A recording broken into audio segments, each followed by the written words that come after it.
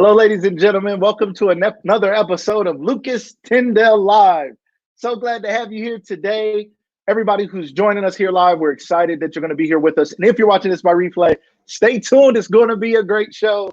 I know I say it every time. Of course, I say it's going to be a great show because every show is a great show. We have a great time on Lucas Tyndale Live, and we bring you education, motivation, liberation. We want to teach you something while you're here. We want to motivate you to change something or do something great. And we want to liberate you. We want to set you free to be you, set you free to laugh, live, love. We want to set you free to believe, to think, to dream, to have faith in something greater than yourself. So that's what this show is all about. I want to thank you guys so much for being a loyal audience. We have a loyal group of followers who continue to watch us day after day, and I can't thank you enough. And we have others who are tuning in and out, and that's okay. Maybe you can't stay for the whole broadcast, but you come in and you join us and you spend as much time as you can.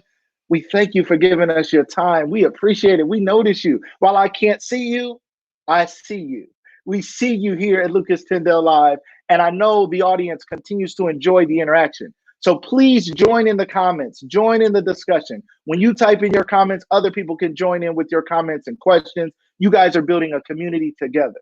One thing I realized today, in the absence of having normal Sunday service, right? We're living through the coronavirus COVID-19 crisis right now. If you're watching this 10 years from now, 20 years from now, you're going to be thinking, what are they talking about? Wait, I read about this in a history book. We right now are living in a time where our whole lives and whole world has been disrupted. We are no longer doing the things we used to do. We're not going to sporting events. All sports are canceled. Nothing's happening right now. The NBA playoffs should be happening right now, and they're not. Major League Baseball should have started their season, and they're not. There's so many things that are not happening right now. We are missing out on so many things, but we are enjoying finding new ways to connect. We're missing out on church service, but we're also finding ways to find new community. So many churches are holding services online, including the church I attend, Dayspring Family Church. Shout out to Dayspring Family Church. And we're also finding other places and spaces for community. So right here on Lucas Tyndale Live in the comments, people are engaging. They're talking to me. They're talking to each other. They're talking to the guests. The guests are getting back to them after the fact. They're building communities, and this has become a special thing. So I want to encourage everybody today who's feeling a little bit distant, who's feeling like they don't have their normal outlets. Their sports center isn't what it used to be because there's no new sports. Your shows aren't what they used to be. Your days aren't what they used to be. But we want to encourage you to join Lucas Tyndale Live because this is more than just a show. This is a community we are building. So welcome to the family. Welcome to the Lucas Tyndale Live community. For everybody who's here, thank you guys so much for being here. For those of you who are already making comments, we see you. We appreciate you. Thank you guys so much. Keep it going. And we're going to have a lot of fun today. I promise our guest today he's brilliant. He's hilarious. He's insightful. And he's ready to discuss some hot topics related to sports and life. And he's ready to go today. So I can't wait to bring him up. But before I bring him on, I do want to share with you our sponsor today. I want to share a little piece from our sponsor today. I want to show you guys a little screen share here of our sponsor, Health Matching Account. I want to show you a little brochure so you guys can get a peek of it. People keep asking me about this Health Matching Account. They keep saying, what is this thing all about? I don't know how close you guys can see that, but I want you guys to know Health Matching Account covers. It helps you save for medical expenses. Okay, it helps you double your savings. It's like a healthcare savings account, but a healthcare matching account. As you save, the money is being doubled. Okay, so as you save over months and years, they're doubling your savings over time. How does that work? It works like an insurance plan and like a savings plan. It works based on the concept of pooling money. So money is pooled together, and if you have a claim against your money, if you use some of your saved money, it comes out of the money that you have prepared, some of the money you've saved, and all the pooling of money that has already been there. So we're really excited to talk to you guys about Health Matching Account, some of the procedures that it covers, just so you know. The elective procedures like LASIK surgery. Somebody's trying to get rid of the glasses. You want LASIK surgery, but you're like, I can't afford it. Well, you can save part of the money.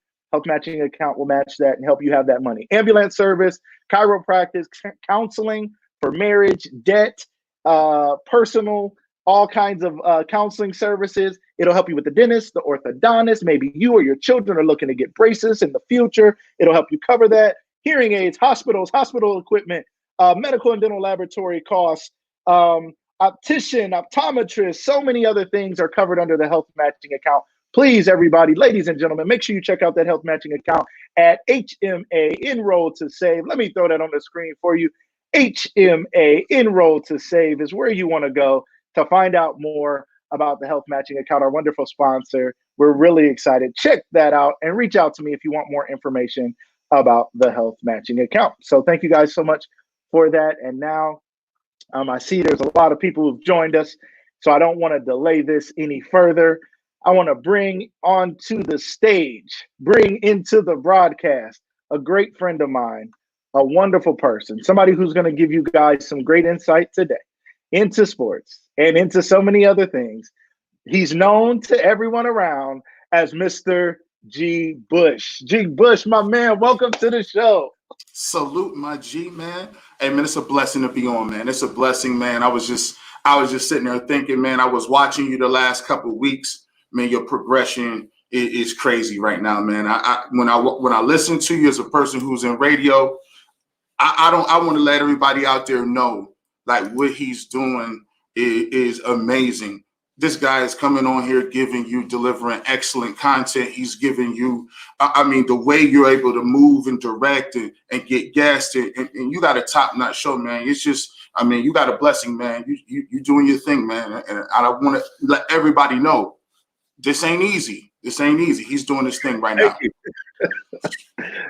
Man, you don't know how much that means to me, man. And I've shared that with you.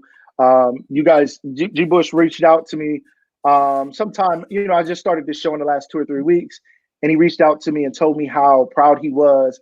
And he was like, you're so polished, the way you're doing your show, the way you're interviewing your guests, everything about it. And I'm like, I don't have any background in this. I've jumped out on faith. I lost my mom, a month ago, and it just forced me to get out here and do something great. My mom said she had more to do. Before she passed, she said, I don't think I'm ready to die. I think I have more to do. But I think what she meant was we all have more to do. Her family, her children, the legacy. So I'm living it out, and I got something started. It's not perfect, but it's going great. And I really appreciate your support, my man. Appreciate it. Amen, no doubt. Condolences to your mother. And I know right now she's definitely proud of you, man. When you guys are out there, continue to just push the envelope, man. You live one time, man. You get one time. You don't get a chance to do this thing over. So every single day you got an opportunity to do that. Please go out for your dreams and keep doing that. You got two people that's sitting here that is prime examples. You can be what you want to if you just keep grinding. Absolutely, absolutely. So, my man, so let's talk a little bit before we get too deep into it about how we know each other, okay? And we was talking about it a little bit. Man, you had laughing because you was touching on some stuff. Now, everybody, people are watching this from around the country, and one day people will be watching this from around the world, so they won't all understand the context of all of this. But you were sharing a little bit, so tell them a little bit about how we know each other. Hey, man, so we went to Clarendon. So Clarendon, if you guys don't know, is a school that is in a middle class, really, decent middle America town. But one of the things that people don't get is I swear up and down, me and Lucas was the only three black kids in 2 or 3 different years. It was crazy. So I've known him since I was 5 and 6 years old. The only black people that was at the school was me, him, and his cousin Christina Sanders. Shout out to her, by the way. Yes, sir. Right here, right. She's in the broadcast. In the building. We was in the class. We was in the same class every single year. It was like we got drafted together. They was like, yeah, you're gonna stay in the same class. Only way to do it. Only way to do it. So we grew up same class, and then we went on to high school. We played high school at the Great Kenton McKinley. Shout out to the Great Kenton McKinley Bulldogs. We play right there on the Hall of Fame field. For those of you who watched the Pro Football Hall of Fame game and all of that, that was our high school. That's where we played our home games. That's where we practiced. We was right there with the Pro Football Hall of Fame, and we played side by side on the line in the trenches. Yeah, especially those Tigers, right? Yeah. Hey, man, shout out to Hubert, man. Shout out to Hubert Carpenter, by the way, man. Get your helmet game up. Get your helmet game up. You see what I'm repping? I got the alternate helmet. That's that special edition. I got the alternate. The jersey's still up. So yeah, man, we played with one another, man. Just being out there on 2 days, man. Just the old school 2 days. Not the y'all cats right now, man. I'm gonna tell you what. Y'all do them light 2 days. You can't even count that, man. Y'all be out. Y'all be out there in swimsuits, man. We was out there for 14 hours, gang. What it seemed like 14 hours.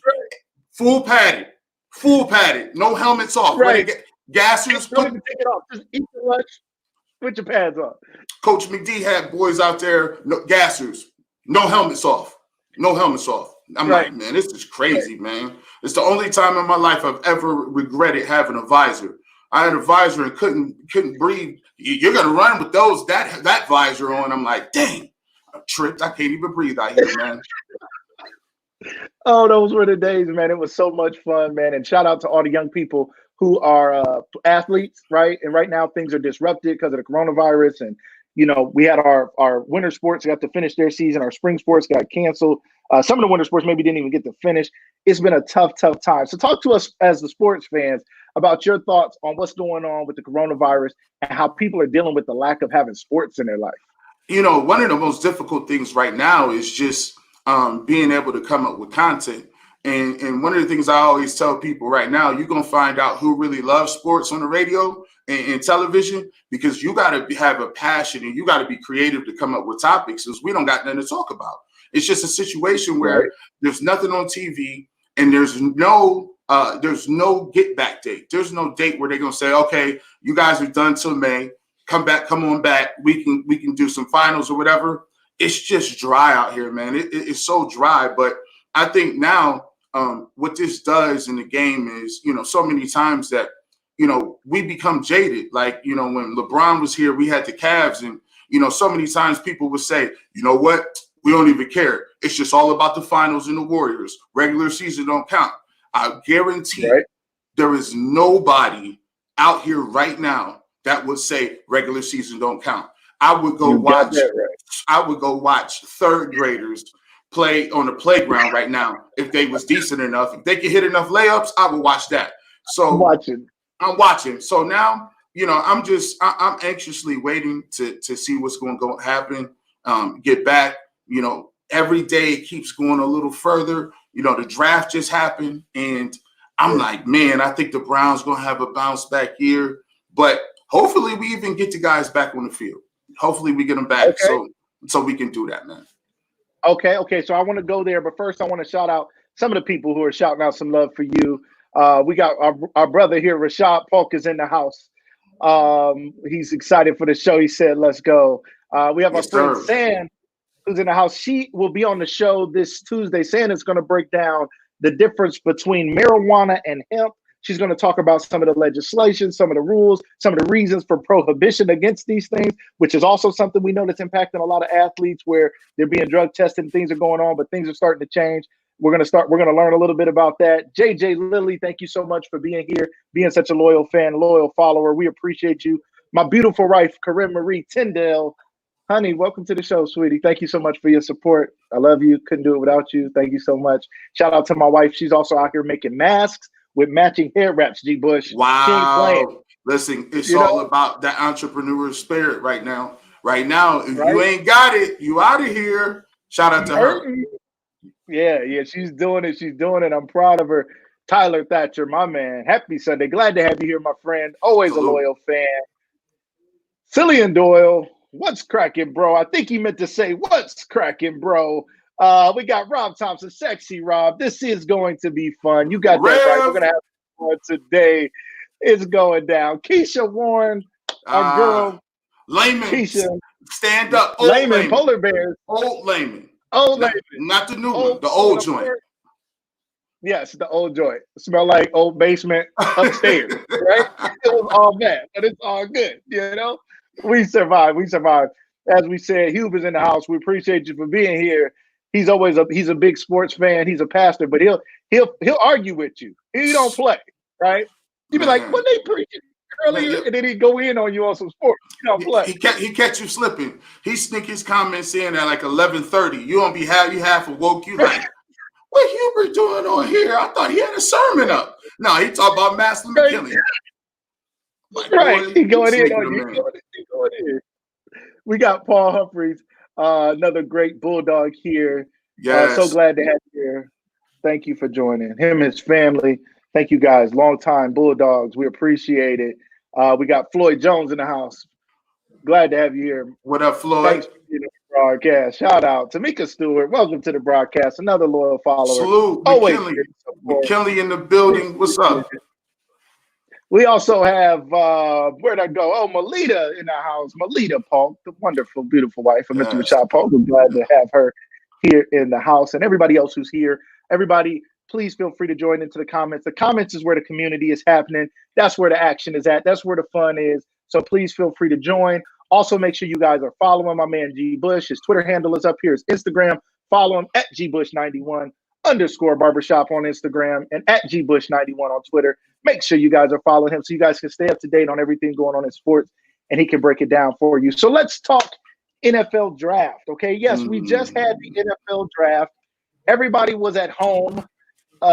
It was girlfriends in the house. It was mamas. It was cousins. It was a lot going on. Give us your thoughts on what we saw the last few days with the draft. Hey, man, first and foremost, there's a lot of dudes that got caught up.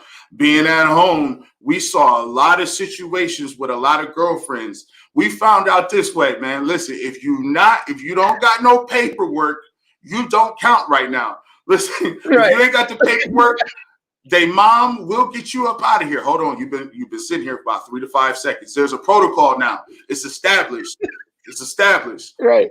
Hey, and the fact that these dudes is real, I thought I would never see like the plight of a regular person play out on TV. Hey, listen, hey guys, hey, you might want to lock your phones. If you ain't living right, lock that phone. Ooh. Right. Oh, man. It was funny, wasn't it? And I was like, wait, did he just play his girlfriend like that? I mean, it was a lot of situations going on. And then we had a young man from Athens go number one. Now, you are familiar with Athens, Ohio yourself. Man. Yeah, man. You are a Bobcat, I believe. So tell us your thoughts on the first round, the first couple picks we saw. Hey, man, I'm going to tell you what, man. I got a chance to see Joe Burrow play like, I guess, 9 or 10 times. And my brother actually was at Ohio University. Shout out to Bryson.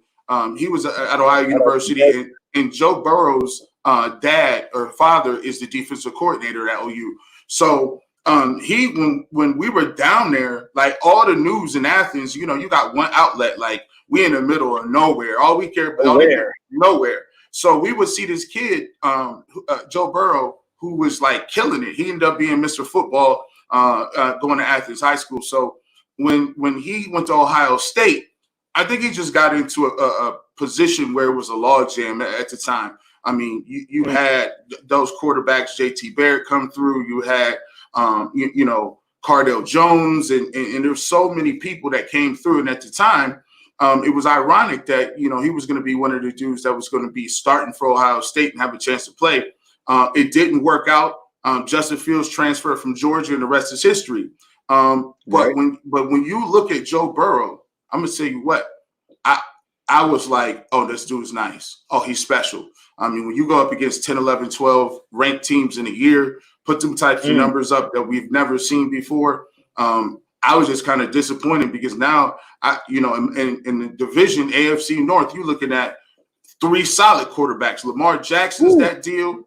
Lamar Jackson, Ben Roethlisberger's coming back now. Joe Burrow and the Bengals got talent. They still got AJ Green, Joe Mixon. They loaded up on receivers. T. Higgins, they went and got him. So I expect the Bengals to be right back competitive, man.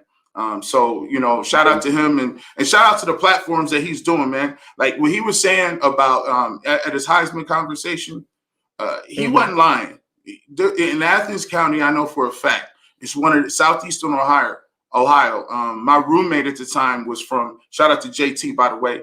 He's from southeastern Ohio, Meigs County. It's one of the poorest counties down there in all of Ohio. So when he was talking that, it wasn't just no charity speech. He was really talking the truth. Like kids down there hungry. It looks really tough down there. So salute to him for using his platform to bring some awareness to his old stomping grounds.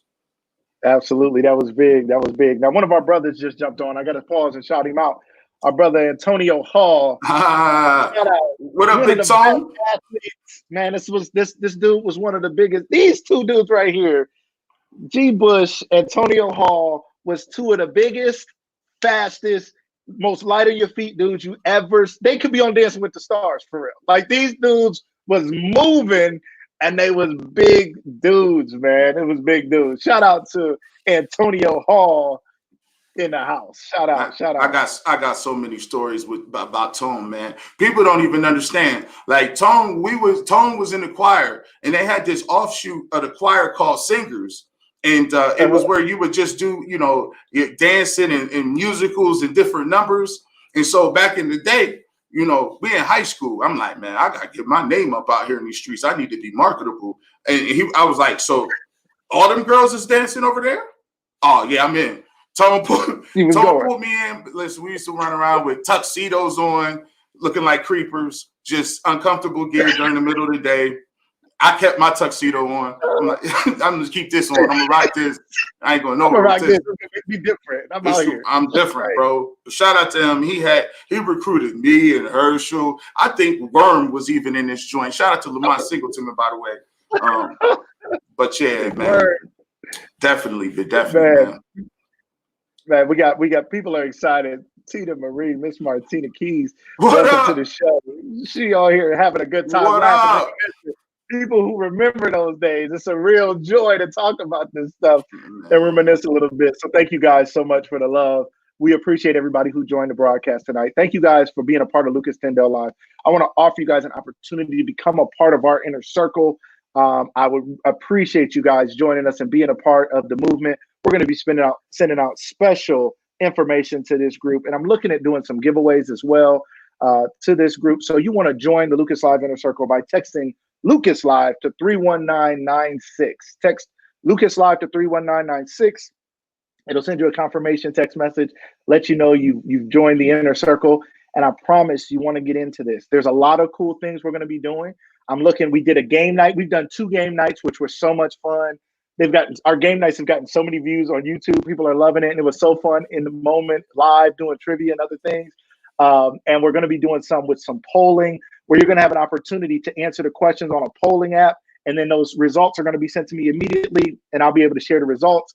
And we're going to have so much fun. But I'm going to start those things with the Inner Circle. So you want to be a part of the Inner Circle so you can get that information firsthand. You want to be the first to know. So please join the Lucas Live Inner Circle by texting Lucas Live to 31996. We appreciate that so much. So GBush, you are doing more. Now we're going to get back to sports. We got to talk more sports. If you're out there, ladies and gentlemen, the reason GBush came on tonight especially is because tonight we are about to witness episode 2 of The Last Dance. The story of the Bulls, Michael Jordan, and their accomplishments and what they've done. And we want to talk about that with him. We want to have a little bit of Jordan versus LeBron debate. Get your questions ready. Get your thoughts ready, ladies and gentlemen. Tag and post and share with your friends. Get them in. Say, hey, you always talking about this. We're gonna have this conversation live here in just a few minutes. But first, I want to talk to GBush about some things you're doing outside of sports. Share with us a little bit. You got clothing. You're producing some things. Let us know some other things you got going on. Man, I'm just out here trying to just diversify, man. Sometimes when you're really creative, you can actually pigeonhole yourself into just doing one thing. I always realize that when you're trying to just grind from the bottom and you don't got no a resume, you don't got people backing you, ain't nobody gonna give you nothing.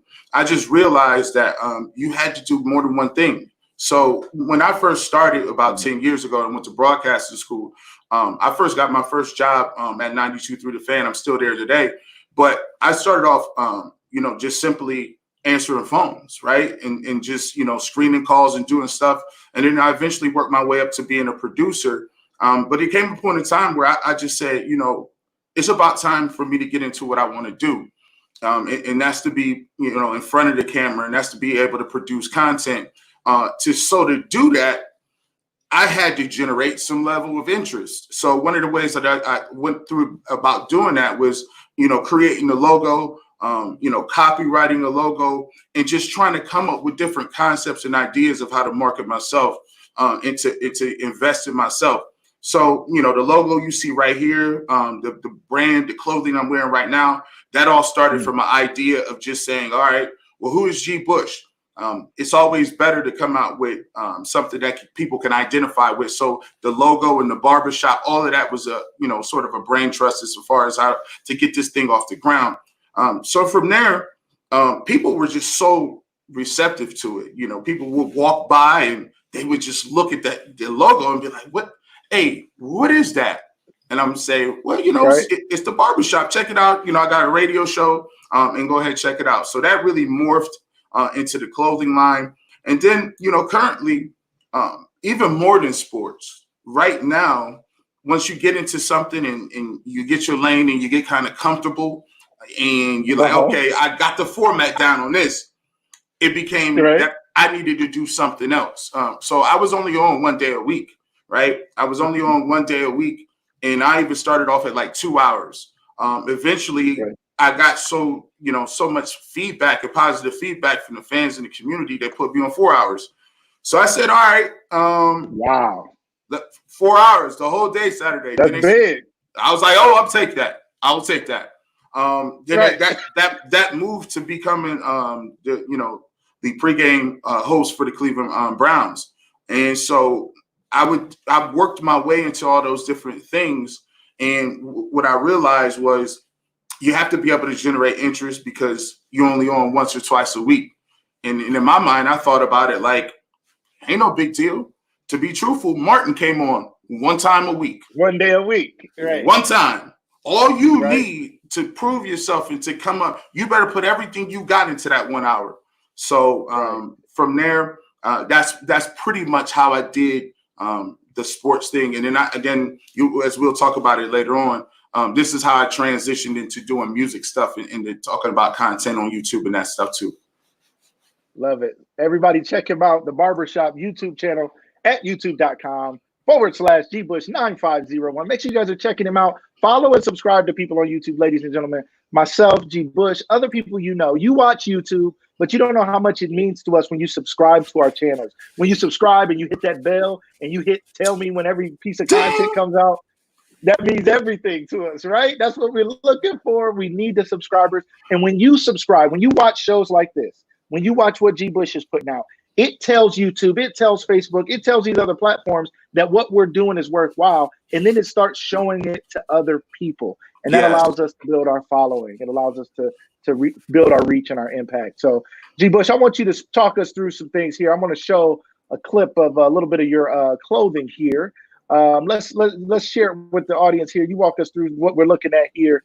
So we got some stuff here. Tell us again the website where this stuff is available, where we can get it at. Definitely, man. You can get all of the barbershop gear exclusive at shopfifthmerch.com. I actually run that site as well. It's through Shopify. So if you guys are interested, you can go to shopfifthmerch.com. And every single day, if you guys haven't checked out, please go ahead and subscribe and like the shopfifthmerch.com. And go ahead and hit that. We got a fan page in Facebook as well. But this is what I try to bring to the table. It's just cool logos in some everyday wear. As you can see, this is one of my favorite pieces. I actually designed all these pieces. That's a legging set that I created. Oh. And this, I do designs for women. I do designs for children. I have stuff for even babies. I have, phones and cell phones and watches and different things like that. So I'm just trying to be creative. That piece is really interesting to me because that's my own mascot. Shout out to Paxton. So it coming soon. If you see me, all right, G Bush will have a mascot with him, like standing next to me. Full mascot. Rolling with you. All right. Full mascot. Shout out to Paxton. Full mascot. Shout out to whoever is going to rep the mascot. I don't know if it's going to be a real person up in there sweating. Oh, no, it's a real person. It'll be a real person, man. Yeah. So yeah, we listen. We're not gonna play no games with him, man. So it's a real deal. Another pair of leggings, and one of the things I wanted to do is I wanted to get some gear and just let you know that the barbershop is just not for men. It's just not for sports, man. And when I came into the game, I said the barbershop is about sports, music, and culture. And so one of the things that I was able to do is I have a really large contingency of female supporters that show me so much love, especially listen to the show every Saturday. Just interacting with me on Twitter. So it was only made sense to continue to put something out for them, man. So as you I can see, love we got the children's book bag, and I designed all of this. And to be truthful, I got to give a shout out to my mom and dad too. They're my business partners. When I came up, and I was creating pieces just for me to wear to generate a little bit of interest, they came to me and was like, my dad had retired, and they were looking to get into shout something. Shout out to Fat Cat. Yeah, shout out to Fat Cat. Fat Cat. Yeah, shout and out to my mom Dorothy. So yes. they both college graduates, and it was so humbling that they took so much interest in my little drawings and my little gear that they came, and not only as my son, their son, they came and monetarily invested and was like, here, we want to go into the business. So they're my 50-50 partners. And man, it's just a blessing when you can get your family to be behind you like that. It's crazy. So shout out to them, man. That's big. That's big, man. Shout out to them. And we need that. We need people behind us, and we need people who support us, but they have to see something in us, right?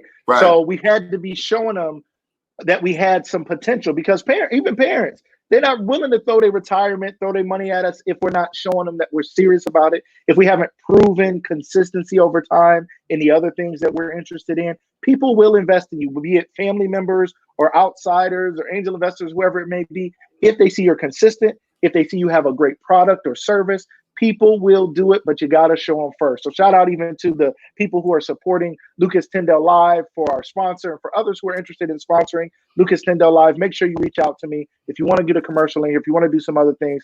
Shout out to everybody who's interested in that. And again, shout out to Garrett's parents for being so willing to support him. This is a pretty cool piece here. Tell us a little bit about this. Man, this was a piece that I thought was just super interesting. We're connected to our phones all the time. If you lose your phone, you're out of here. People before, you used to be, all right, I'm attached to television or I'm reading the newspaper. Your cell phone has become the source of your knowledge, whether that's how you consume your videos, consume your news, and just talking and staying in contact with friends or family. So I thought, what better way to market yourself is to have a logo on something that you keep with you everywhere. You let you lose your phone. There's a panic. There's a panic that your heart starts to beat a little different, don't it? You be like, did I leave it? Did I leave it at the grocery store? Is it in the car? Wait a minute. If you go to two places and you don't see it, you're just in trouble. Like, because you don't know nobody's number by heart. I don't know what my mom. No. Don't let me lose that phone. Don't let me lose that. Don't let you lose the phone. Love it. Great piece. You got the merch, the fanny pack, everything. With the GBush with the barbershop logo. Hey, somebody asked, let me see real quick. We got San here. San asked, she said, did I miss the explanation about the panda? I'm not asking the questions that people want to know. What's up with the panda? You know what? This is something that happens when you just, something hits you, man. I've learned one of the biggest things, and one of my biggest assets is I've learned to listen to my intuition or listen to God when he's telling you something. You just got to be open to it. You just got to put your ego aside and just go with it, even though there might not be any evidence of whether or not it'll work. So with the panda, I realized that, every sports team has a mascot. Every college team has a mascot. When you say McKinley, you automatically think Bulldog. When you say mascot, that's automatically a tiger. So for me, one thing that I wanted to do is just have a character that's there. And to be honest, nobody uses a panda. The only panda I know is Kung Fu Panda. So, and that was wildly successful. So I was like, absolutely. Let me come up with a mascot that people would look at and say, what? Why is there a panda next to a barbershop pole? What is that? So that's where it came from. To be honest with you, it was just something that hit me. And at the time, I had neck surgery. So I was up late one night and I was on pain pills. And I was like, okay, about a month out of surgery, and it just came to me like, boom, put the panda bipolar and let's work. And the rest has been history. that's big. The rest has been history, man. That's big. But you even got it on shoes. I don't know how you do that, but that's big. That's different. Anybody can make some t-shirts. Okay, I got t-shirts. I got hats. I got some merch myself. But you got shoes. You took it to the next level. Man, I've always wanted my own shoes because back in the day I used to be salty because I couldn't get the shoes that I wanted to. We had 3 boys in my family, and so you ain't getting all the Jordans, man. You know, back in high school, man, there's a kid named Jeremiah McElroy that used to have all the Jordans. I used to be like, first of all, who let you out of school to go get them?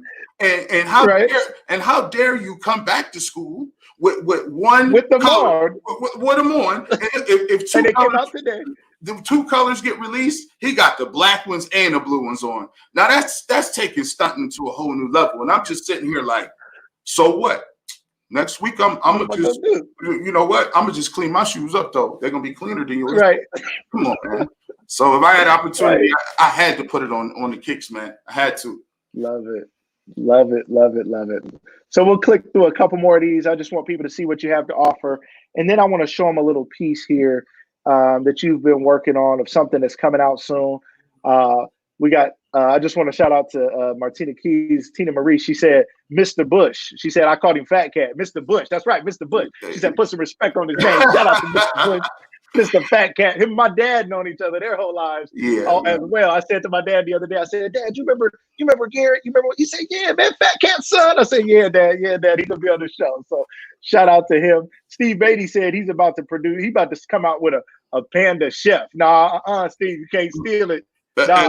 Listen, we can collaborate though, Steve. Don't play with me. Don't play with me. I'm over. Let's go. I see he's doing this. He's doing his thing too. He's out here moving. Shout out to him, man. You know, I always like to see other people grinding and doing their thing because it just motivates me. I know I can get it if he can get it. So salute to Steve out here doing his thing, man. Absolutely, absolutely. He's been on the show and he will be back. Steve is going to come on a couple times a month to do some cooking demonstrations for us. He's going to send out the ingredient list in advance, and we're going to do some cooking along with Chef Steve Beatty. It's going to be a lot of fun, ladies and gentlemen. So make sure, again, you guys join that inner circle at 31996. Text Lucas Live to 31996 so you can get the information in advance and be a part of the inner circle. And then we're also going to have some other guests and some other chefs on as well who are going to share some information with us. We're going to have another cooking demonstration this week. We might even pull Mr. Steve Beatty on that show and let him share with us as we go along with our other chef. And we're going to have a lot of fun. We might have a whole cooking show on Lucas Live Media one day. Who knows? This is going from one show to a network. So who knows what might be coming in the future. So shout out to my man, Steve Beatty. Thanks for being here. So GBush, you said you guys have been working on some other stuff.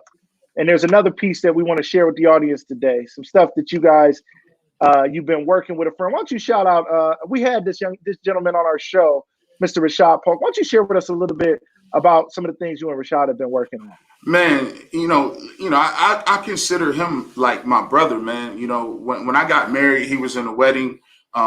He's just one of the most just talented dudes I know, man. Sometimes when you go across people and you run across them, it's kind of hard to find people who you say, oh man, I think he's just the same as me. Like he's grinding, he's working, he's talented. Right.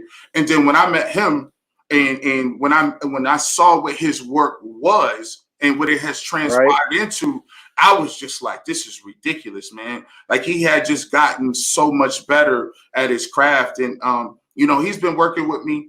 We've been shooting this for about 8 months. I don't even know what this clip is. He got this this artistic thing. I ain't even gonna show you what it is. You just gotta see it with everybody else. I'm like, all right, we'll do a reaction video, Rashad.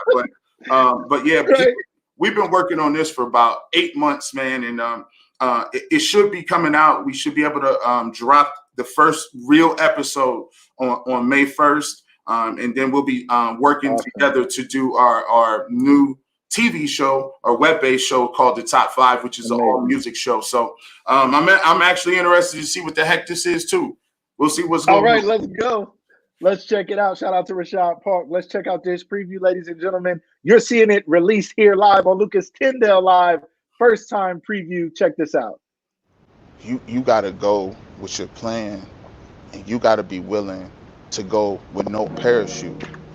If you're a rapper and you're willing to tattoo your face, that means you're willing to say, oh, hold on. It's buffering on us. This is fresh. This is fresh off the This is press. fresh off the press. You're a rapper. That's what happens when it's fresh. And you're willing to tattoo your face.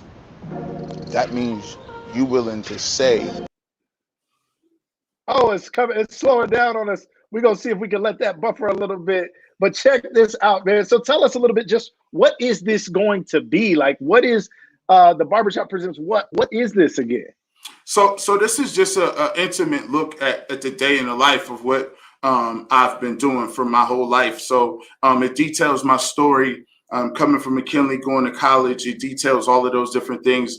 And it talks about, gives you an insight to how I go about creating my radio show every single week, to what I do during the Browns hosting for the pregame show. And it just basically talks about my journey and how I got to where I am. I started off with just an idea. I used to watch this guy named Bruce Drennan all the time. And I used to watch him and somebody said, hey, they called him and said, hey, how do you get on the radio? And he said, hey, he told his producer, hook him up. I think you should go to the Ohio Center for Broadcasting. Now, mind you, at the time, I already had a degree from OU. So when I heard it, it was like, I heard it and got up off the couch like he was talking to me or something. And I went and enrolled into Ohio Center for Broadcasting. That was back in 2010. And this just details how I went through that process, what I've gone through, even detailing going through a difficult divorce, going through meeting my current fiance. It's just a lot. I love it. What I'd like for you to do, if you don't mind, man, I wanted to talk to you about this. And ladies and gentlemen, please get warmed up for the Jordan-LeBron debate. It's coming up in just a few minutes. But GBush, I know that you've gone through some adversity, from surgeries, injuries, physical pain to mental, emotional pain. We want to motivate. We want to liberate people here on Lucas Tyndale Live. So it's not about us being sad or being down, but it's like we got to show people that people you see up here really did. There are people who really did. They started from the bottom, or they were moving their way up, and then they hit the bottom, and then they had to use it as a springboard to get back to where they wanted to go. So if you don't mind just sharing with the audience today, just a little bit, whatever you're comfortable with, a little bit of some of the things you've gone through, even in the last, 5 years that you've battled through to get where you are today. Yeah, it's, God has just, brought me so far. And he continues to work such miracles in my life. I went to college, and when I got there, my first year playing as a redshirt freshman, when I was starting, I tore my ACL in my left knee. Wow. I tore it the last game of the season against North Carolina State. We were playing Phillip Rivers, and the only reason that game got played was because September 11th happened and they had to postpone it. I worked really hard, came back, and the first game the last practice before we played Pitt in the next season, I tore my other ACL in a non-contact drill and just tore my other ACL. Moving forward, I ended up with, almost 12 surgeries, and most of them major. And then recently, I just had about two years ago, I had neck surgery. So I had lost pretty much 70% function in my left arm. And, I had to get the surgery in which I had at the time 4 herniated discs in my neck. Basically, I did that. I had just got married. And then less than a year into my marriage, I got a divorce. So during that time period, it was just so rough for me because, you go, for me, I'm a person who really, when you say marriage, you're like, oh, this is forever.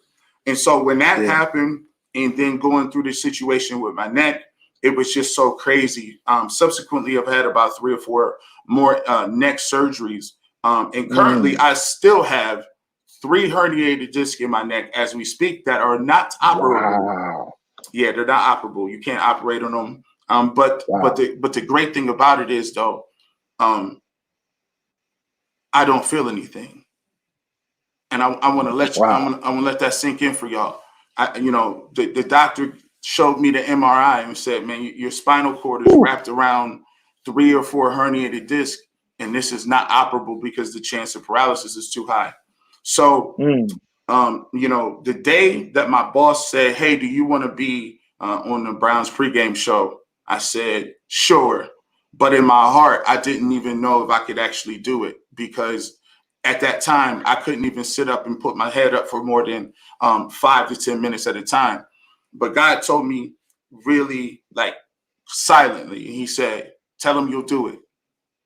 And at that point in time, I said, "You playing around. I ain't telling him about to do this. I can't even get up off this bed. What are you talking about?" Right. God said again, "Tell him you'll do it." About 2 or 3 days later, I was at my other job at work, and I was moving around, and then something hit me. It hit me that my neck didn't hurt anymore. And I was in constant pain for 2 years.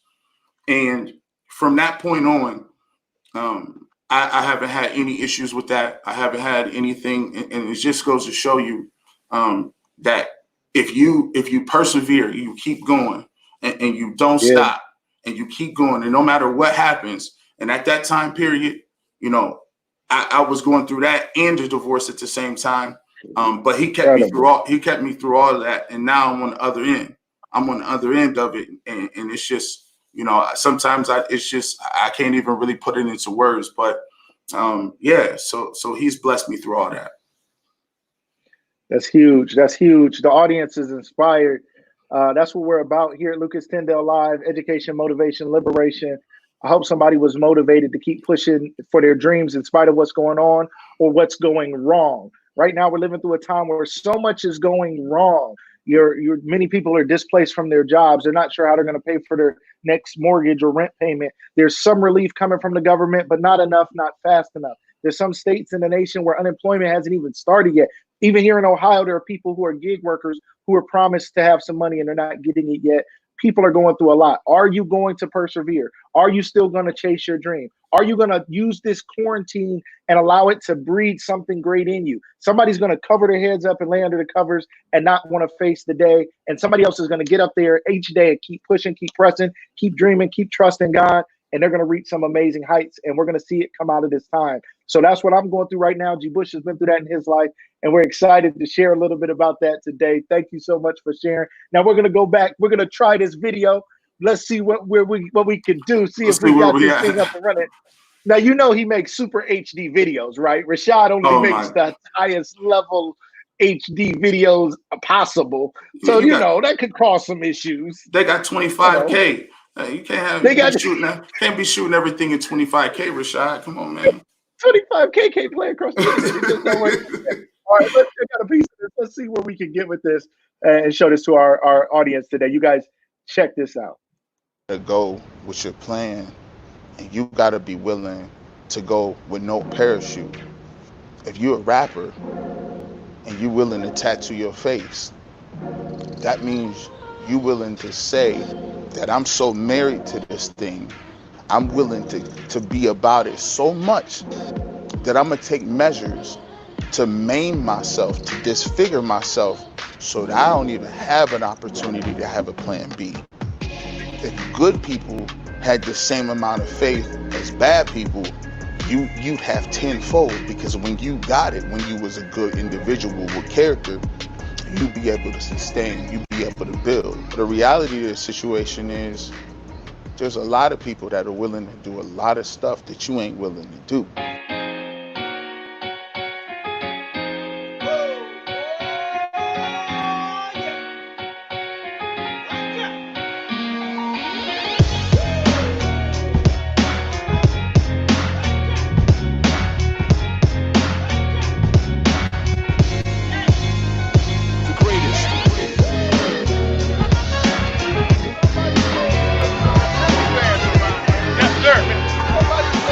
Bulldog fan.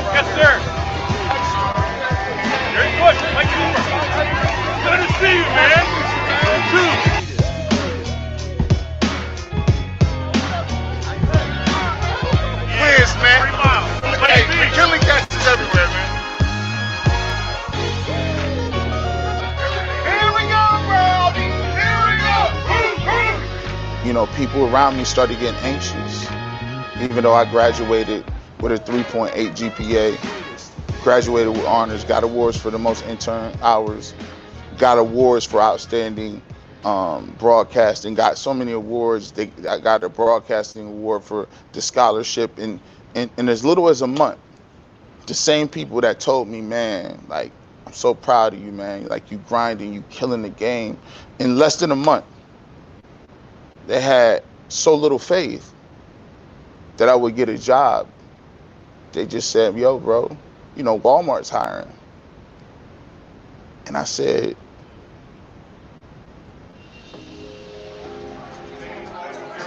oh, here we go. Now he's made his appearance. He's walking like a WWE wrestler as he approaches the stage.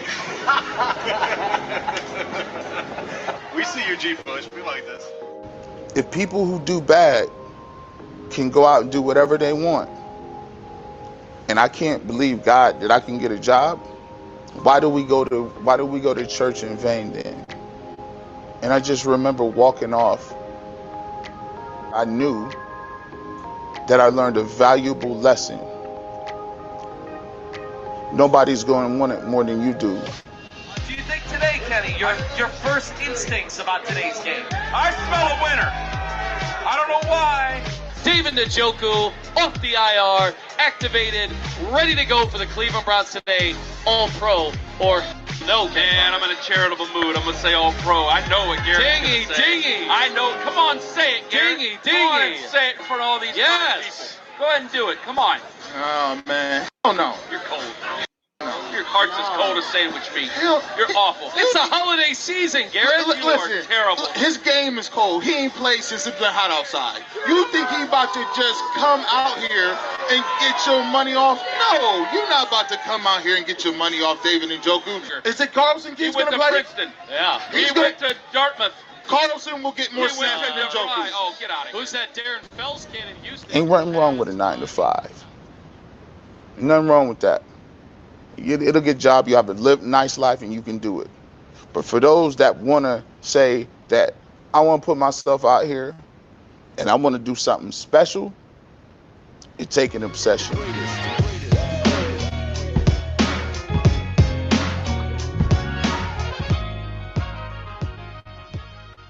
Man, that was super cool, man. We're excited about the show coming up. You guys, you just saw some exclusive behind the scenes. This is what you do. This is what you do on Sundays. We're watching the games. We're prepping for the games at home, trying to stay warm, maybe go out and catch a couple games. But you get to go out here and do it live. Tell us about that. Man, first of all, shout out to Rashad, man. I haven't even seen that clip before, and he just put that and he just sent it to you. Shout out to him, man. And I mean, it's just tremendous to see your work come to fruition. So, for me, getting the opportunity to do the Browns pregame is like being able to, watch your favorite team. It's almost better than playing, because even if I wasn't even broadcasting and if I wasn't in it, I would I still be sitting around talking about the Browns. And just for the ability to just be able to do that, it's completely a blessing for me. And so what you saw right there is that we do a big tailgate party in which we broadcast before the game. That's broadcasted all over the Browns radio network. So it's a national thing. So just to see that, it's crazy, because honestly, I still don't believe it sometimes, even though I just saw that, right? You just saw it. You're living it. So people who are local, Northeast Ohio, they can catch you on 92.3 The Fan. Is that right? Yes, man. 92.3 The Fan, man. You can catch me every Saturday at 8 o'clock, 8 to 12. And during the football season, I'm on with the Browns kickoff show and do the Browns pregame, before game, pregame. You can catch that. That usually is at 11 o'clock. I'm on 11 to 1. So you can catch me all the time. And if you missed the show, the show, you can catch that on the radio.com rewind. So if you missed the show on a Saturday, you can rewind the whole show on Sunday. You can download the radio.com app and you can go and just check that out. Every interview I do will be on there too. Anybody anywhere around the world can check out this show at radio.com. Is that right? That's correct. Anywhere, man. Everywhere you want to be. Take it, put it on your cell phone, and you'll be able to catch every episode of the Barbershop. Love it, love it, love it. Thank you so much again. Shout out to Rashad. Shout out to everybody who's in the room today, everybody who's leaving these comments. Again, we want to thank you, everybody. Hugh, Tamika, Sand, Tone Hall, Rashad is in the building. Sexy Rob, we appreciate you being here. Mr. Rob Thompson, shout out to you. Tyler Thatcher, Keisha, Aaron Dukes, great business, great local business, has a mobile detailing business. I'm going to have my man Aaron Dukes on the show. Miss Ann Hagan, thank you for being here. Everybody who's here today, my wife, Corinne Marie, thank you so much. Everybody, we appreciate you guys. Stick with us. Now we got a debate now. Ladies and gentlemen, we got to get into it, G. Bush. I couldn't bring you on the show. I mean, we have the last dance tonight, episode 2. We're getting excited about it. First, tell us a little bit about your thoughts on episode 1. And ladies and gentlemen, while he's sharing, I want to see in the comments, who do you think is the greatest of all time? Who is the GOAT? Is it LeBron? Is it Jordan? Are we missing somebody? Somebody might say it's Kobe, it's Kareem with the sky hook, it's Bill Russell with the championships. You guys in the comments, everybody who can, on whatever platform you're on. Shout out to everybody on Facebook, YouTube, Periscope, and even LinkedIn, the business community. Those who are watching, shout out to our man, Emmanuel Turner is watching on LinkedIn. Shout out to him. Everybody out there, tell us who you think is the greatest of all time and justify your answer if you don't mind, because we might have to have a little battle with G. Bush today. We may choose a comment, but share a little bit with us today. What are your thoughts on The Last Dance and the documentary overall before we get into that? So shout out. First of all, I got to definitely say, man, I need y'all in these comment sections, because right now when there ain't no basketball and ain't nothing going on, the only topic that I'm seeing is this LeBron versus Jordan. You better, if you want to be heard, I need you in the comment section. But right now, yes. But by the way, that this documentary that they're putting out with the Bulls, I mean, it's beautiful, and it's coming right at the right time. We need this, yes. And I think it just shows the greatness of the Bulls, and I think it also shows the foresight of somebody to say and understand this is epic, this is history, this will go down in the annals. So we need to record this and document that. I always tell people, document, man. So I love the way it's shot. I love the candidness of Michael Jordan. I love just the inside and the backdrop to how they're doing it in the relationships and everything. It's just beautiful, man. I can't wait to see it. Powerful, man. It's beautiful. I love it myself. We were high schoolers, middle school, high school, watching this. High school at the time of this season that they're showing here. Powerful stuff, man. We lived it. We loved it, and we grew up. So we went from Northeast Ohio watching Michael Jordan do his thing, win championship after championship, 6 championships, in the 90s. Crazy. That was so much of our formative years of sports, right? We watched him do his thing. Then this guy comes up when we're still in high school. This guy, LeBron James, from 20 miles north of us, comes out of Akron. And we're watching this kid grow up right in front of us, coming to the field house, playing around, playing against people with teams we know. And then he goes on to tear into the NBA. So let's see what we got here. We got some comments here. We got some people who want to tell us what they think. Rashad jumped in. He said LBJ, no doubt. LBJ, no doubt. Michael said Jordan, hands down. Michael 772502122 jumped in from Twitter. And he said, definitely Mike Jordan. We got Tyler said LeBron is the king. Again, Rashad said no Pippen. LBJ, because there was no Pippen. We're looking for some more comments. You guys tell us what you think. Ladies and gentlemen, tell us, what are you thinking about who is the greatest? And while they come up with their arguments, G. Bush, tell us your thoughts on who is the greatest. So I've done videos about this. I've done whole topics about this. And when it comes to saying who's the greatest of all time at a specific in a specific sport, one of the biggest fallacies that I always fight against is, they equate how many rings and championships to how great you are in the overall. We got somebody on Twitter right now saying it. Yes. He said, come on, man. LeBron is 3-6 in the finals. We got somebody here from Periscope from our Twitter piece saying that. So what's up? I rebuttal in real time. So let me ask you this.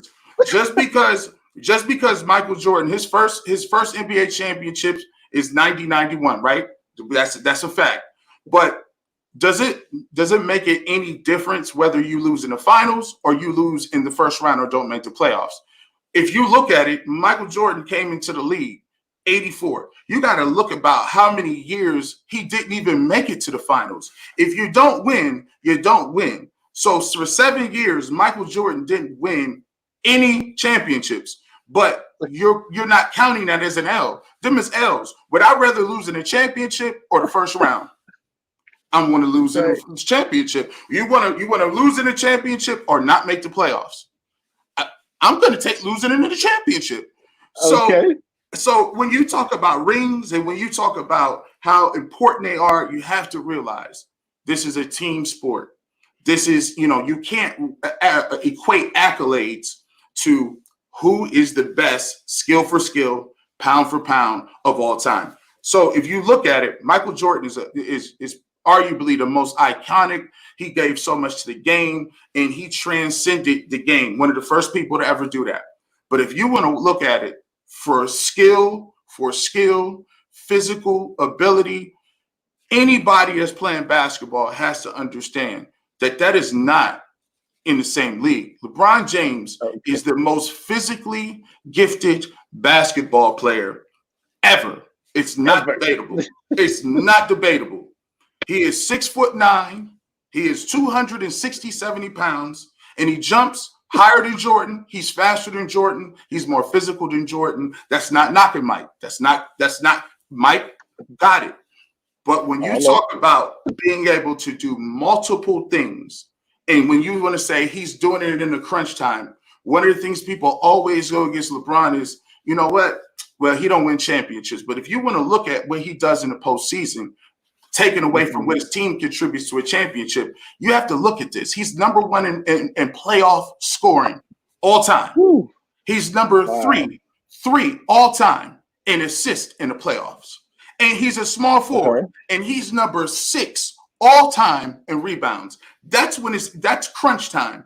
Mind you, let's not get it twisted. Michael Jordan had a better cast. He had Hall of Famers on his team. You can't say that the same thing for LeBron. You just can't.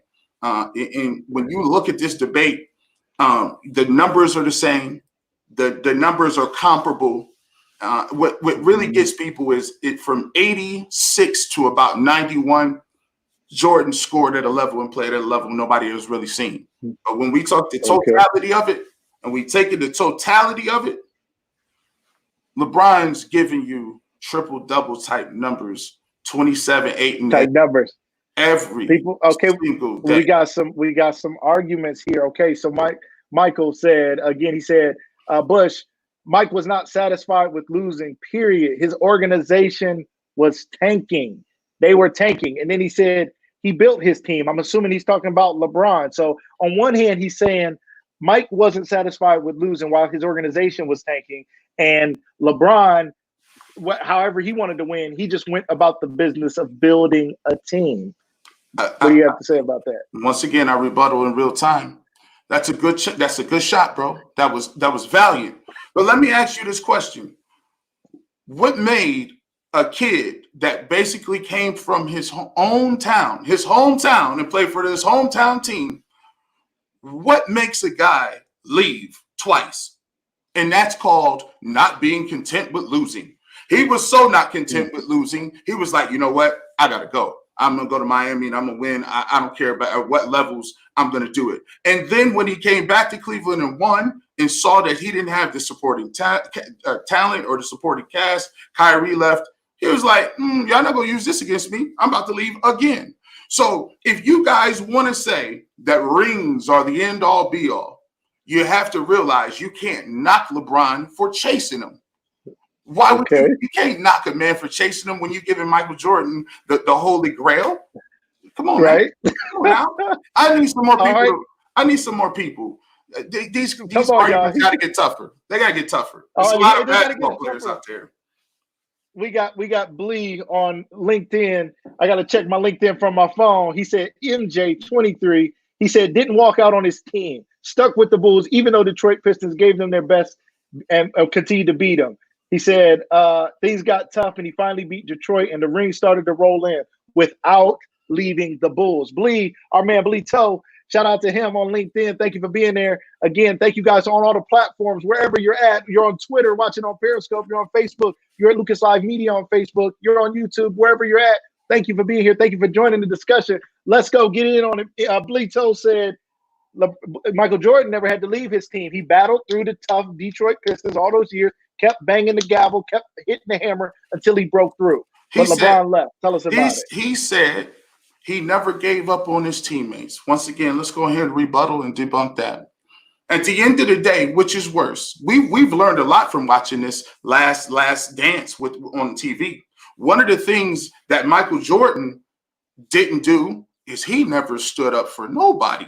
How you got Scottie Pippen, a Hall of Famer, the point guard of that team, the person who's playing the most defense. In 91, they put Scottie Pippen on Magic. When you wanted to shut Joe Dumars down, you put Scottie on him. Scottie Pippen was the linchpin of that defense. Now, mind you, how you going to look at Scottie Pippen and be upset in the first episode, Michael, when you knew he should have been getting paid more money? Do you think he could have got that bag if you would have stepped up and said, hey, listen, Scottie going to get that money. That's how we going to move with it.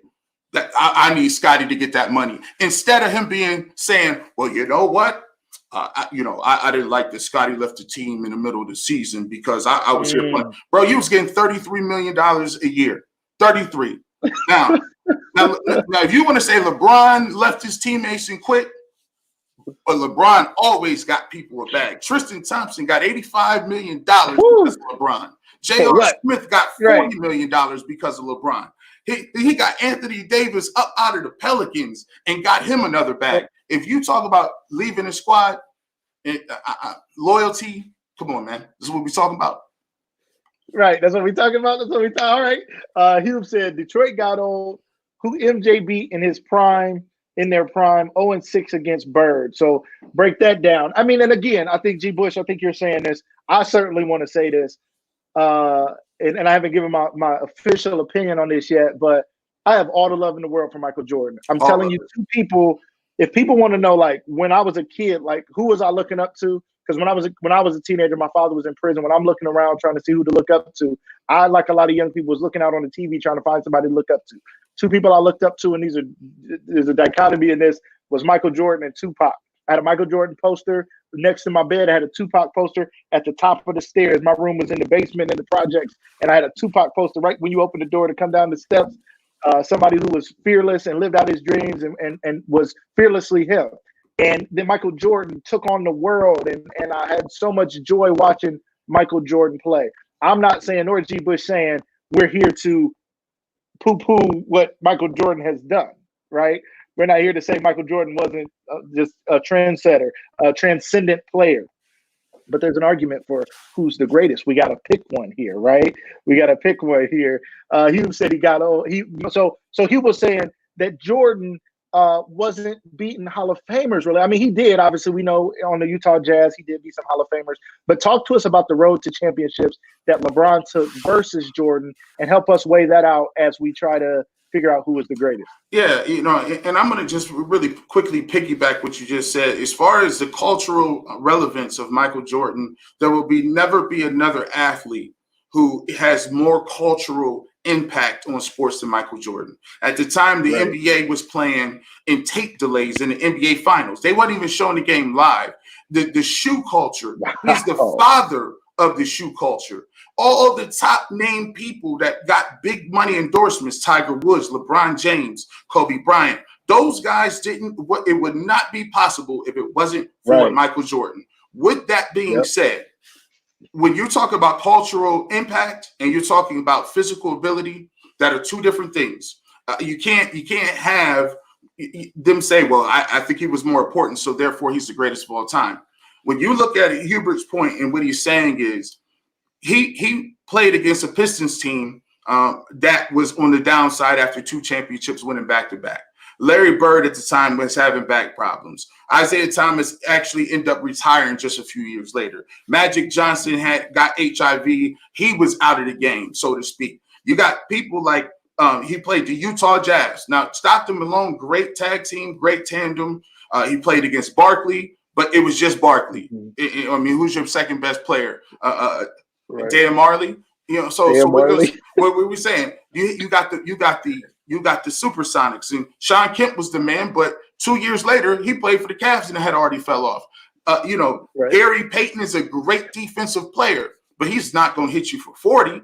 When you look at what LeBron had to go through to get there, he had the Celtics big three with Garnett, Pierce, Ray Allen. He had a dominant Detroit Pistons team, dominant with both of the Wallace boys, Chauncey Billups, Rip Hamilton, Tayshaun Prince. You know what that brings. And here's the thought process behind that. Nobody in the history of the game has played against a team like the Golden State Warriors in their second iteration.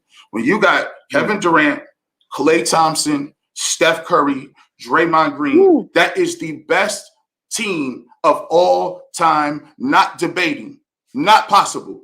You have three people that can shoot a high percentage, 40-something odd behind the three-point line, 2 or 3 guys that are 90% from the free throw line, and a stopper in Draymond Green, which you could put on somebody else, and the rest of them can run around.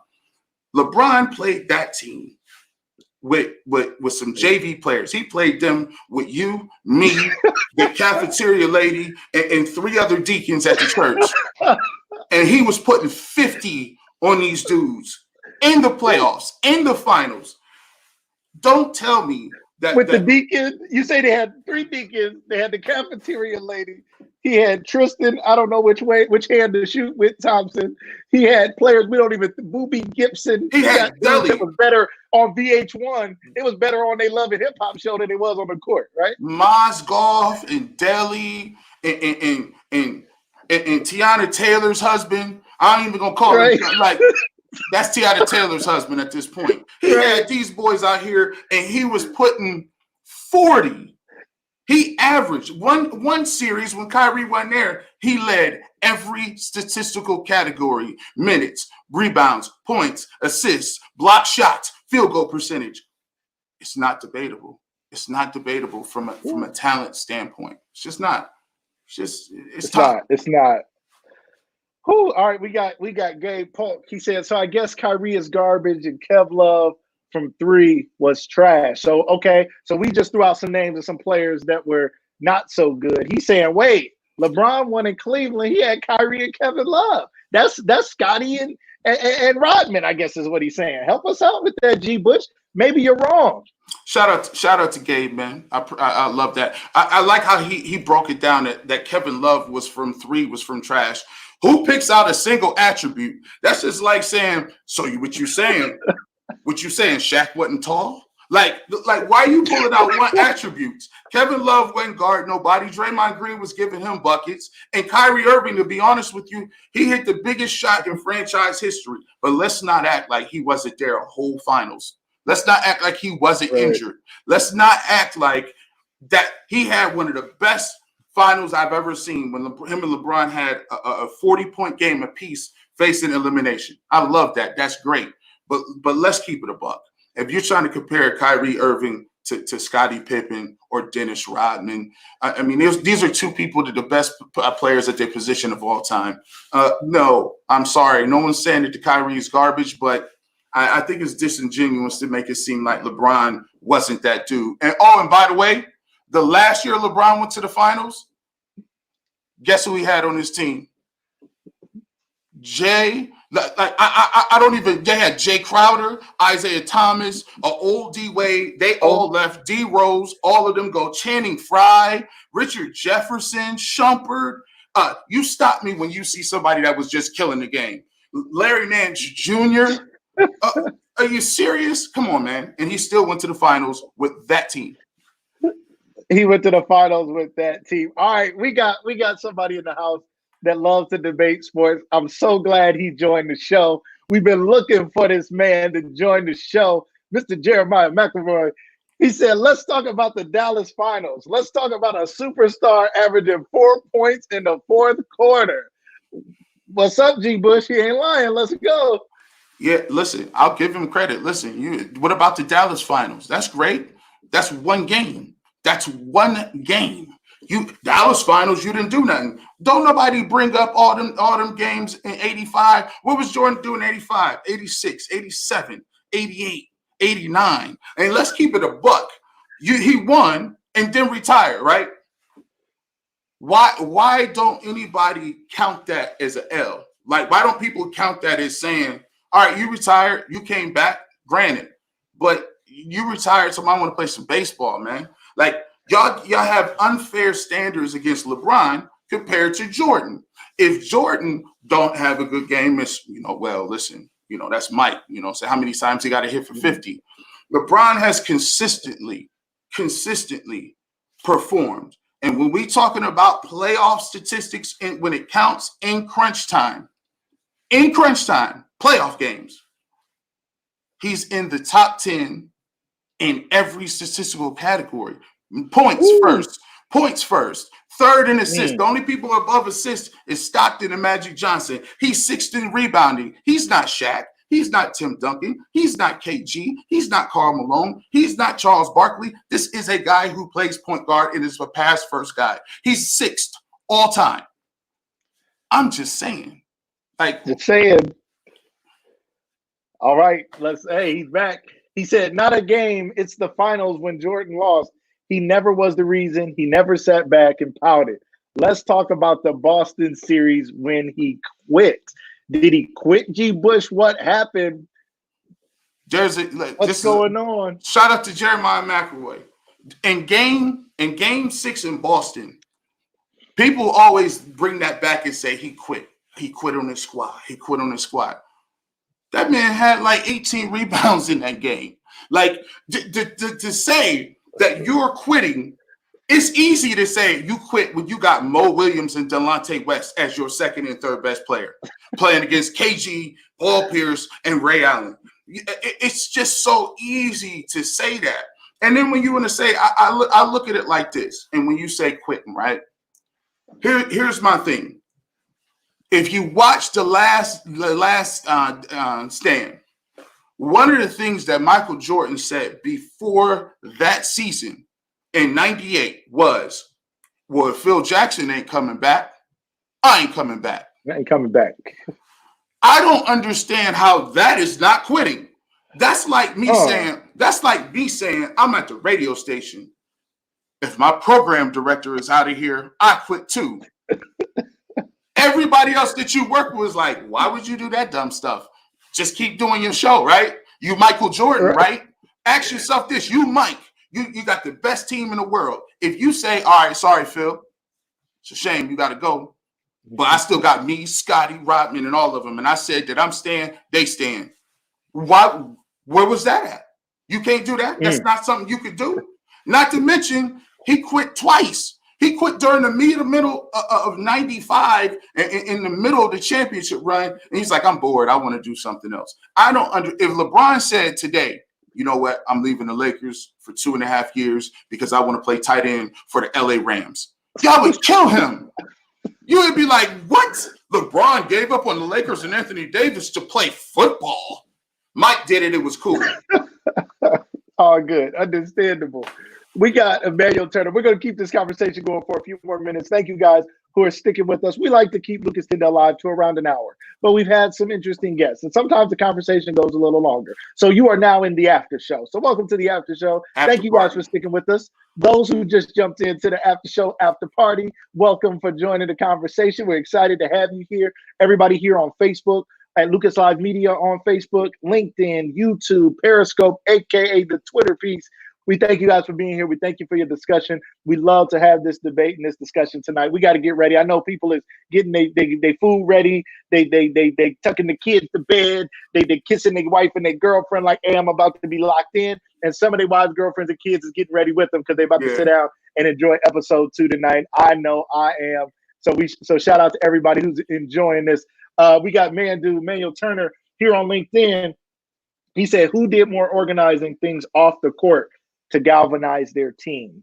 GBush, who did more of that off the court? Who had a bigger impact to galvanize their team off the court? This is another fallacy.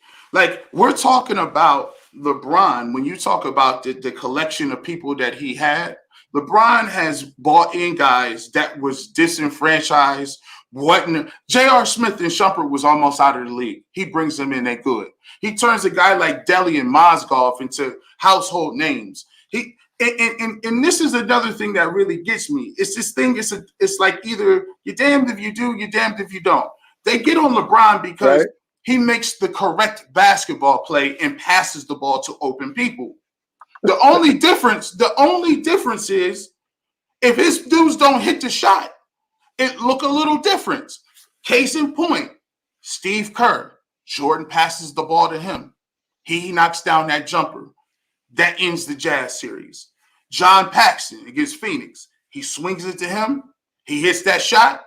Guess what? All of a sudden, Jordan, his basketball IQ is second to none. Look at that.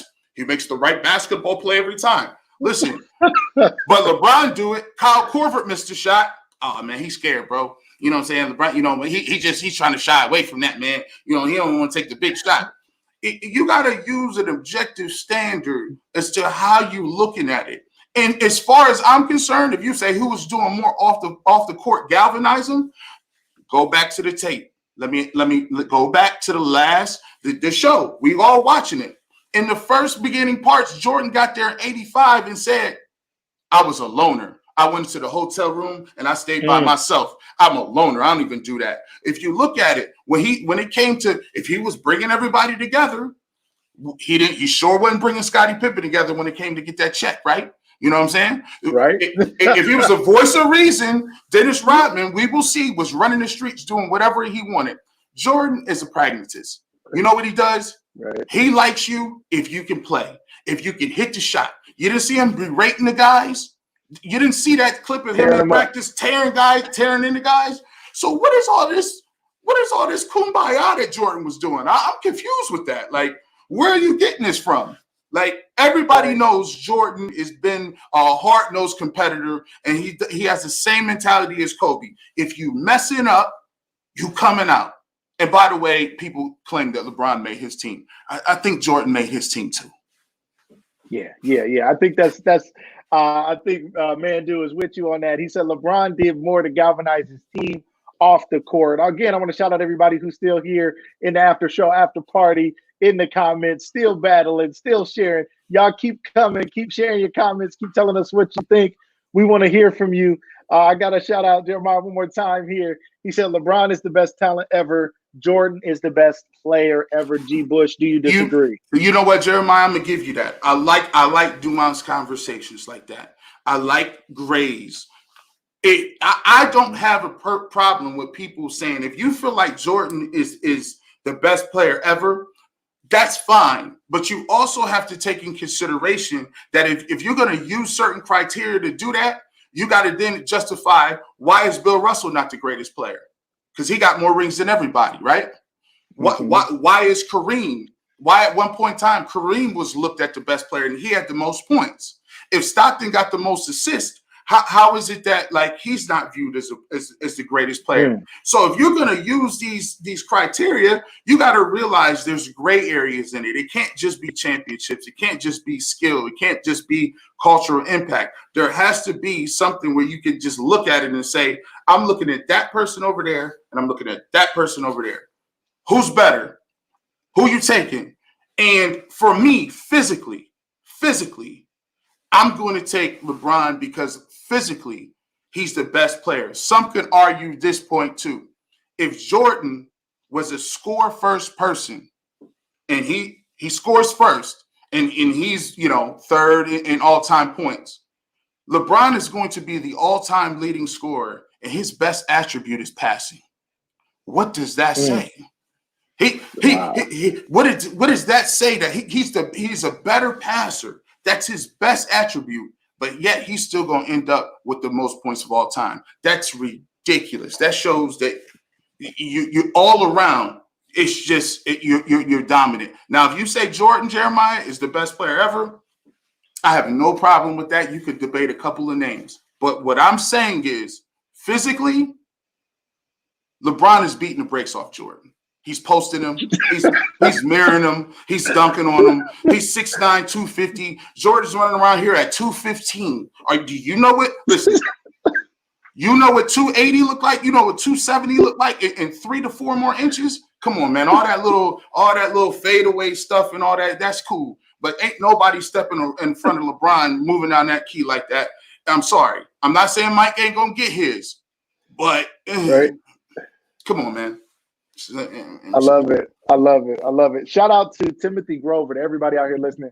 You got to study. You got to read this stuff. There's great information out there. Great book by Timothy Grover, who was Jordan was his first client. He was Jordan's trainer. He helped Jordan get stronger, get bigger. As they talked about in the documentary, Jordan didn't feel he was strong enough. He clearly wasn't to battle against the Pistons. And he started hitting the weight room, started lifting, which is normal now for players. But he started doing it. Timothy Grover wrote a book called Relentless.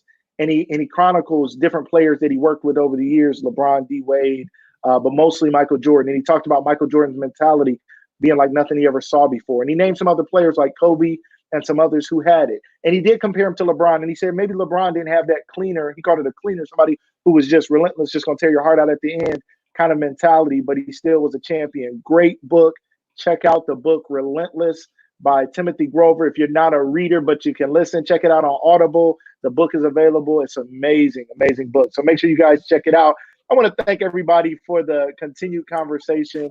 You guys, this has been great. I don't want to keep us up all night. We got to get ready for The Last Dance. We got to get ready for episode 2.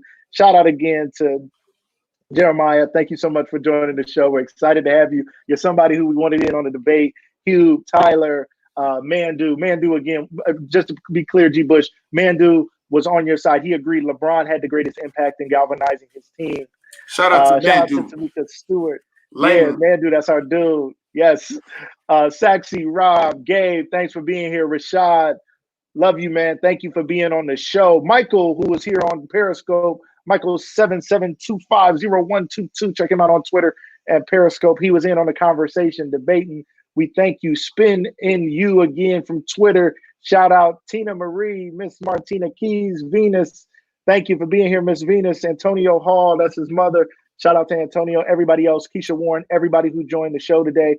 You guys, it was so much fun to have this discussion and this debate. This is something that GBush does all the time. And I want to show you guys, if you guys have a podcast or a show or some stuff you're trying to get started, I want to show you guys how you can get a hold of him. If you want him to do a guest appearance on your show, podcast, or radio show, you can email him at gbush91@hotmail.com. Reach out to him. If you got some questions, if you just want to debate the man, send him some questions. Maybe he'll talk about it on 92.3 The Fan.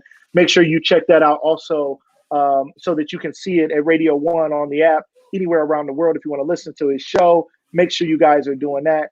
He's got the clothing line. You want to check out the merch, the barbershop clothing line, exclusively at www.shopfifthmerch.com.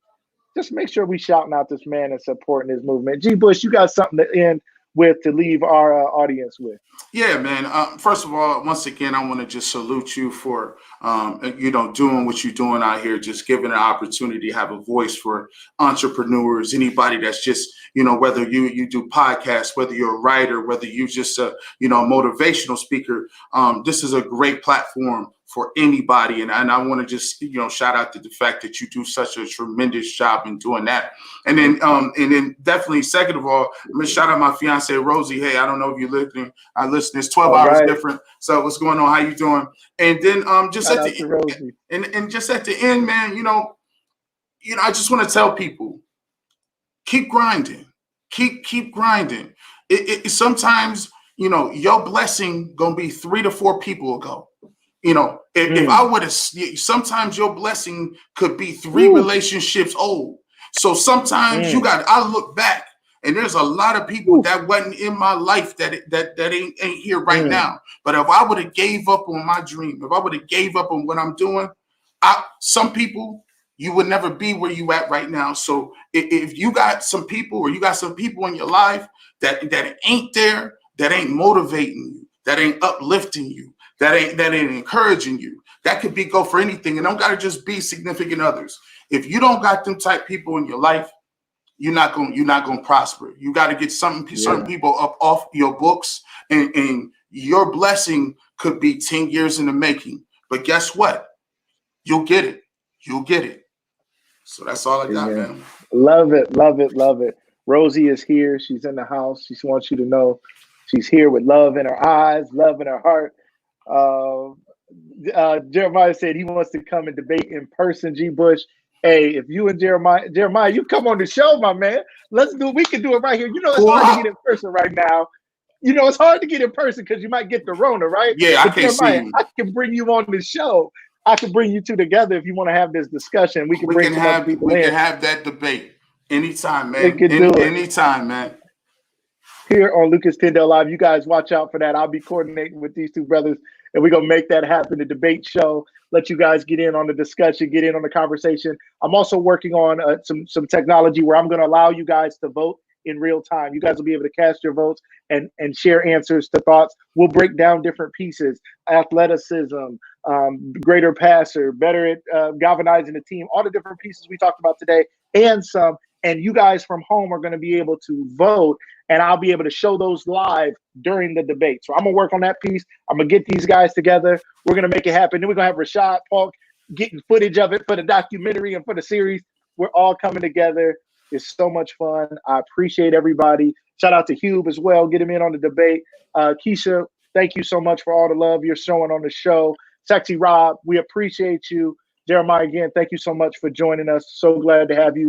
Please be a part of the show. We appreciate it. Share this broadcast. You also can find this replay. It will be available at Lucas Live Media on Facebook, and you can find it on my personal page. But go check it out on YouTube. Help me out. Support the movement by getting those YouTube views up. Subscribe. Hit the bell. Hit all so you get the notifications. And just play it back. If you're in your car or you're doing something, you can listen to this conversation, even if you can't watch it. And if you can watch it, cast it to your TV, sit down and enjoy. And we look forward to everybody enjoying The Last Dance tonight. We're going to talk about it some more. GBush, you've been a great guest, my friend. I look forward to having you back again soon, my friend. Hey, man, I totally appreciate it, man. Stay up. Stay blessed, King. Thank you so much, my man. Everybody, see you guys tomorrow, 7 p.m. Eastern on Lucas Tyndale Live. Make sure you're following the social media so you can see who our guests are coming up for the week. We're going to have some great guests, and we look forward to seeing you guys then. Thank you all so much for your support.